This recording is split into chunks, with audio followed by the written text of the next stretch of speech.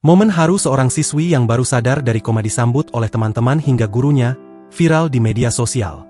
Siswi itu diketahui bernama Aya yang sempat koma setelah mengidap penyakit meningitis.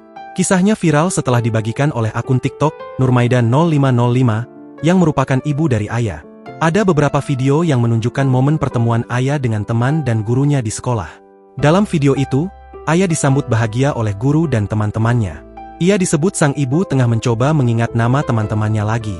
Mencoba mengingat teman-temannya satu persatu saat tersadar kembali.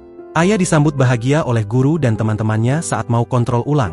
Kerja keras tim dokter RSUD ZA menyelamatkannya dari meningitis, tulis Nurmaida. Diketahui, Aya mengalami koma selama 3 bulan.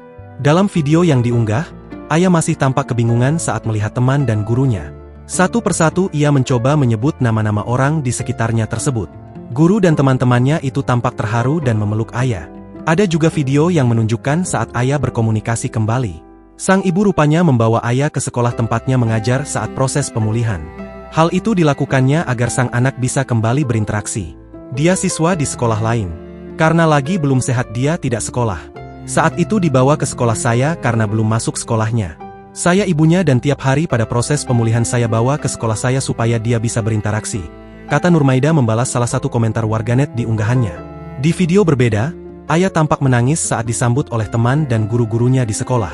Tangisan haru Aya saat pertama sekali dipertemukan dengan guru dan teman-temannya saat dalam perjalanan kontrol setelah 4 bulan berjuang melawan meningitis di RSUD ZA dan perawatan di rumah.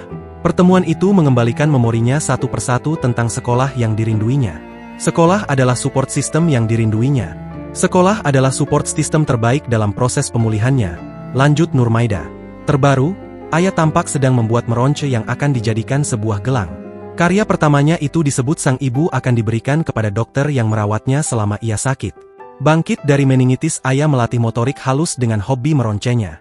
Karya pertamanya untuk dokter yang merawatnya, pungkas Nurmaida. Kisah Aya berjuang melawan penyakitnya ini pun sukses menuai komentar haru warganet.